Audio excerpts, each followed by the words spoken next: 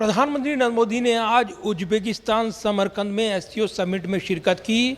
इस दौरान दिए अपने भाषण में प्रधानमंत्री नरेंद्र मोदी ने कई महत्वपूर्ण बातें कही हैं।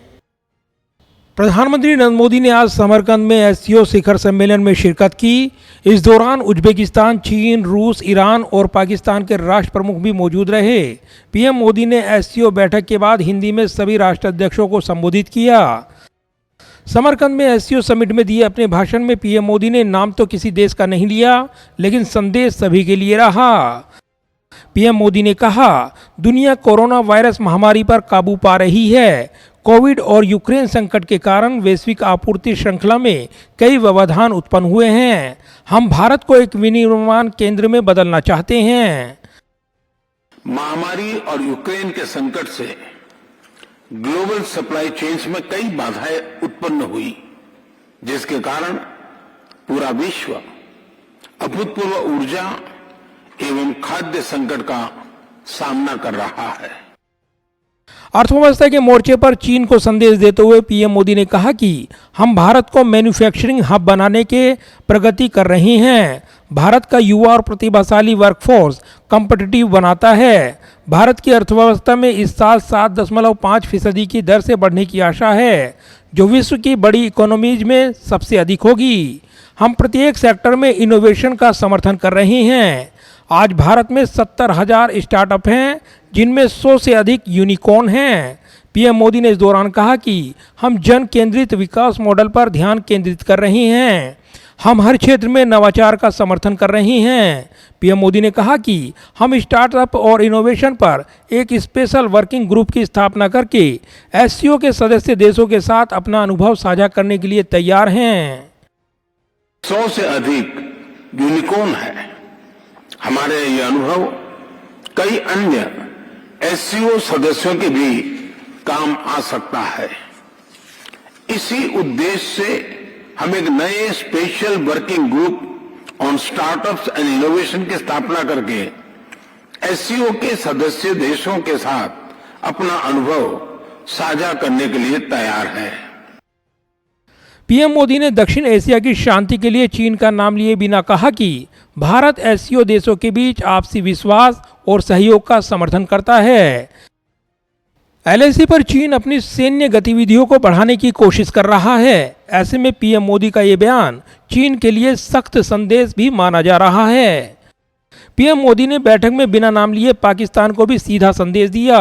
पीएम मोदी ने कहा कि एससीओ को क्षेत्र में लचीली आपूर्ति श्रृंखला बनाने का प्रयास करना चाहिए और इसके लिए बेहतर संपर्क सुविधा एवं एक दूसरे को ट्रांजिट का अधिकार देना महत्वपूर्ण होगा।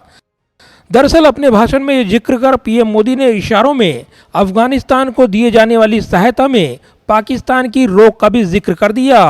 अफगानिस्तान को भारत की मदद में पाकिस्तान गाहे बगाहे रोड़े अटकाता रहता है। एससीओ समिट में दिए अपने भाषण में पीएम मोदी ने मित्र रूस को भी संदेश दिया। पीएम मोदी ने कहा कि महामारी और यूक्रेन के संकट से ग्लोबल सप्लाई चेन में कई बाधाएं उत्पन्न हुई हैं, जिसके कारण पूरा विश्व अभूतपूर्व ऊर्जा और खाद्य संकट का सामना कर रहा है। एससीओ को हमारे क्षेत्र में विश्वस्त सप्लाई चेन विकसित करने के लिए प्रयत्न करने चाहिए। इसके लिए बेहतर कनेक्टिविटी की आवश्यकता होगी। महामारी और यूक्रेन के संकट से ग्लोबल सप्लाई चेन्स में कई बाधाएं उत्पन्न हुई, जिसके कारण पूरा विश्व अभूतपूर्व ऊर्जा एवं खाद्य संकट का सामना कर रहा है। एससीओ को हमारे क्षेत्र में विश्वस्त, रेजिलिएंट और डाइवर्सिफाइड सप्लाई चाहिए।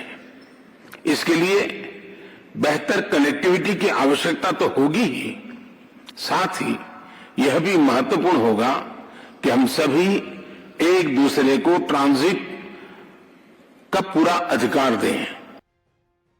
दरअसल भारत ने यूक्रेन युद्ध पर शुरू से ही अपना स्पष्ट रुख अपना रखा है।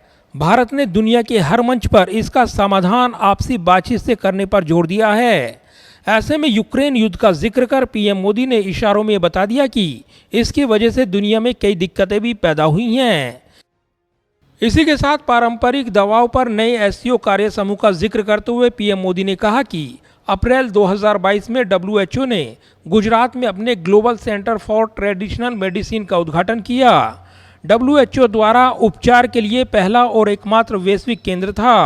भारत पारंपरिक दवाओं पर एक नए एससीओ कार्य समूह के लिए पहल करेगा। जाहिर है, एससीओ समिट के मंच पर प्रधानमंत्री नरेंद्र मोदी ने अपने भाषण के जरिए बड़े संदेश दिए हैं। इस वैश्विक मंच पर प्रधानमंत्री नरेंद्र मोदी ने अपने भाषण में कोरोना काल का जिक्र करते हुए भारतीय अर्थव्यवस्था साथ ही विजन को लेकर भी नया खाका पेश किया है और इसके जरिए एससीओ समिट में वैश्विक मंच पर वैश्विक नेताओं को बड़ा संदेश दिया है। कैमरामैन विदर्भ के साथ प्रदीप कुमार, टोटल न्यूज़, दिल्ली।